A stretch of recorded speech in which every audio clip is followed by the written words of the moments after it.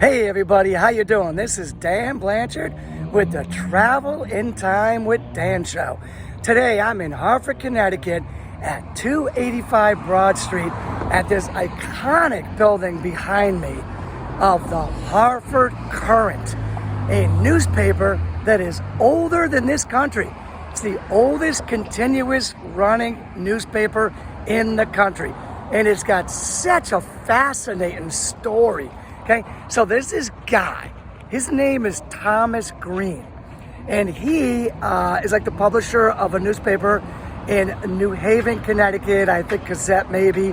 Well, there's another guy, his name's Benjamin Franklin. I think we all know who Benjamin Franklin is, right? So Benjamin Franklin has a nephew also named Benjamin, and Benjamin Franklin wants to give his nephew Benjamin a job at the newspaper. So what does he do?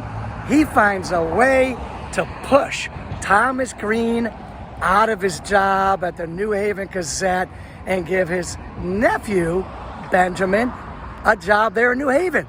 So, but it's not all lost for Thomas Green, because New Haven's loss is going to be Hartford's gain. That's right?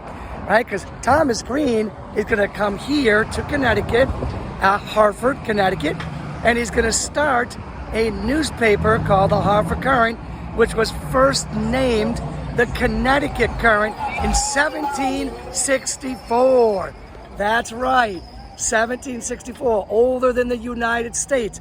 And he's gonna first open it out of a tavern in Hartford called the Heart and Crown Tavern out of Hartford, where it was something like maybe 4 pages, right? But hey, out of a tavern, who cares? Grab a beer and grab a paper, right? How cool. And in this paper has so many journeys, there's so many things that are cool. It becomes a Patriot paper eventually, right? Where it reports on the Boston Tea Party, the Intolerable Acts, the Coercive Acts, the Stamp Acts. It prints the Declaration of Independence in full. And it keeps saying, us colonists, we need to unite and break away from England. We are the Patriots, right? So how cool is that, right? And it's going to get even cooler. At one point, they're going to have this woman named Hannah Bruce Watson, which is going to become the country's first female publisher. The Hartford Courant's going to go on to win not 1, but 2 Pulitzer Prizes, right? And Thomas Jefferson. Thomas Jefferson's gonna have a nice little piece with the Hartford Courant, but before him, let me hit you back about that Patriot newspaper with President George Washington. Is gonna be reading the Hartford Courant during the Declaration of Independence War, the Revolutionary War. That's right, George Washington be reading the Hartford Courant during that war, right? And sharing it with his people. Okay, so now, that's the first president. I'm not sure what happened to the second president. I'm sure he read it, Adams. But the third president, Thomas Jefferson, he's reading it, and he's not liking what he's seeing in it. And he wants the Hartford Courant to stop saying bad things about him. But the Hartford Courant's like, no dice, man, right? What we're saying is true about you, right? So Thomas Jefferson's gonna sue the Hartford Courant, and he's gonna lose the battle. This lawsuit with the Hartford Courant, and the Hartford Courant is gonna get to keep printing stuff about him that they call the truth. All right, and it gets better. Since we're on presidents, let's throw Abraham Lincoln in there too. Abraham Lincoln and the new Republican Party. Guess who wrote about him all the time, backed him all the time, and said the Republican Party and Abraham Lincoln needs to win the next election? You got it, the Hartford Courant, right? They're the ones that help put Abraham Lincoln and the Republican Party into the president's house. All right, and it gets better. Don't forget, let's not forget about Mark Twain and Nook Farm, right? I told you many episodes ago when I was talking about Nook Farm that the Nook Farm had an influence in the Hartford Courant. Joseph R. Harley was the publisher of the Hartford Courant, and he hung out on Nook Farm with Mark Twain and all the guys over there, including Harriet Beecher Stowe, right? And they had an outsized influence on the country through the Hartford Courant. And hey, you know what? I gotta throw this in there. I was a Hartford Courant newspaper boy pretty much all the way through the 80s. That's right, I was. And I have so many good memories of the Hartford Courant.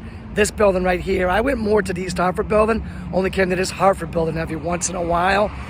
So sad to see that this building pretty much closed in 2020. They said it was COVID, and they put the workers at home, right, at home to work out of home instead of in a newsroom. So sad, no newsroom where they can collaborate and work with each other. Yeah, it's freaking sad, right? Digital world is a very different world.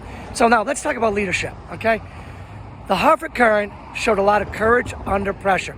Revolutionary War, they were speaking out against the British. They were speaking out against President Jefferson, our third president, right? They showed a lot of courage under pressure, and that's what leaders do. They showed inclusivity, right? With Hannah Bruce Watson being pretty much the first female publisher in the country. It's a lot of inclusivity, and there was a lot of adaptability. You know, they showed how they could move from a tavern in a print magazine all the way up today to where they don't even have a newsroom. They work from home, and it's much, much more of a digital age, right? They've shown a lot of adaptability. So those are your leadership lessons through the Hartford Courant.